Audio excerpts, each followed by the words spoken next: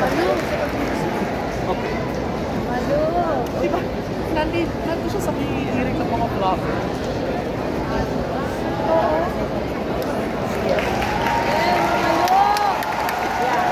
Hello, KOJC! Hello, ang mga disipulo ni Pastor Kibuloy.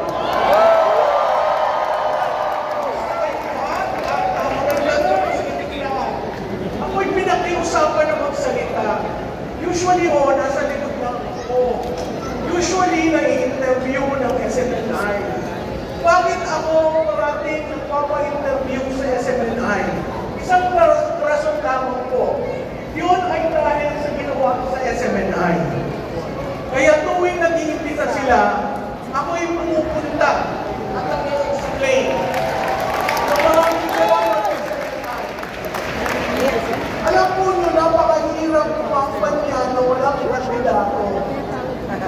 Pero may punla na iniwan, si Pastor Kibuloy sa inyong lahat. Ang hindi natin makikita isang tao, pero equivalent yun ng napakaraming tao na sumusuporta at nagmamahal sa kanya. Kayo po ang una sa kampanyang ito na nakagawa ng nationwide kick-off. Tumataas ang balahibo mo pag tinitingnan ko kasi wala silang kandidato. Hindi nila kasama si Pastor Kibuloy. Pero nagawa niyo mag-nationwide. So sa mga nanonood, kung gaano matibay ng KOJC at ang mga kasapit ni Pastor Kibuloy, ito na po yun. Nakikita niyo kung gaano silang kalakas. At nararamdaman ng buong Pilipinas na pinaglalaban natin ang kausa ni Pastor Kibuloy. So nung ako'y linapitan para magsalita, sabi ko, hindi naman niyo ako ini-interview. Ano naman sasabihin ko dito? Diba? Ako po'y sanay sa kampanya, ako po'y madalas nasa likod. Pero nagkausap kami ni Pastor Kibuloy at naalala ko at nalaman ko, bakit ka sir tumakbo? Ang sabi niya sa akin, ginulo nila ang buhay ko. Ginulo nila ang ministro ko. Ngayon, bubuluhan ko sila. Kaya po ako'y gulat na gulat. Nung ako'y pumasok, sabi ko parang dumadagong-dong ang lugar. Sa tingin ko po, ito ang kick-off na napakaingay, napakalakas ng energy. At sana po, sa darating na 90 days, patuloy po tayo magpalakas. Patuloy po tayo ipaglaban. Ang ating kandidato na kinulong nila at hindi makasama sa atin.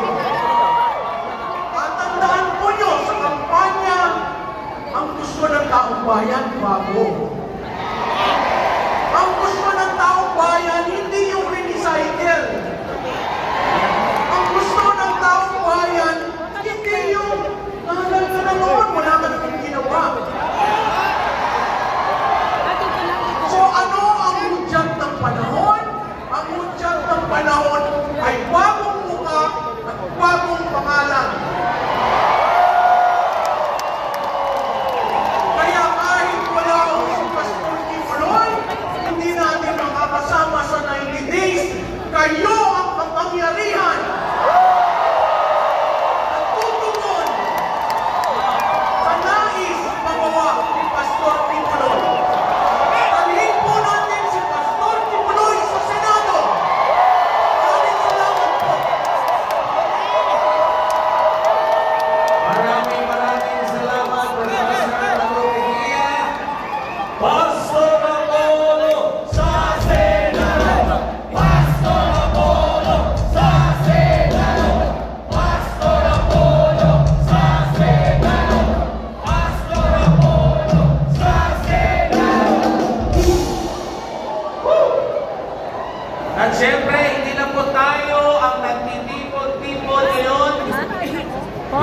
sa Inanes dahil sa bayan din po tayo sinasamahan ng marami pang mga kababayan natin sa ibang lugar sa Pilipinas, Luzon, Visayas at Mindanao.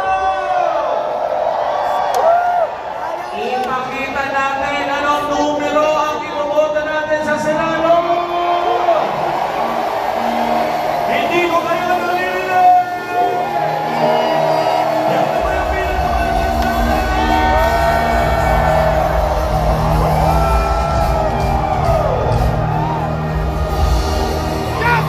sino ang iboboto natin sa Senado? Mga numero pa ang aking nakita. Sino? Ayun. Ayan. At sa pagkakataong ito, mga kababayan, i-acknowledge natin ang ating mga kababayan na simultaneously nationwide po nagsama sa atin live. Meron silang kanya-kanyang mga level doon. Yes. At napapanood tayo kung ano yung ginaganap natin dito. Unahin muna natin sa pag-recognize yung mga kababayan natin dyan sa Bicol Region, sa Sorsogon! Barangay Olapis Chief, Kasiguran, Sorsogon! Ayan. Sabayan din tayo pinapanood at sinasamahan dyan po sa Central Luzon, sa Pampanga! Dyan po sa Sintana Chief, San Fernando, Pampanga! Sa mga Ilonggo, diyan sa Iloilo! San Miguel Chief, Iloilo City! O diyan sa Mindanao, lugar sa mga Tiyada, Cagayan de Oro City! Barangay Lapasan Chief, Cagayan de Oro! Pati yung saan? Pati mga taga-Leyte nanonood sa atin! Taga-Orbo! Sinasabayan din tayo diha sa Coronadal! South Cotabato naman yan! At dyan din pala yan sa Visayas City! Sa Visayas City! Bacolod City sa Visayas! Taga Bacolod! Di po magpaulahin ang ating mga kaisunan mga Bisaya diyan sa Tagum City! Tagum del Norte! Hindi rin magpapahuli diha sa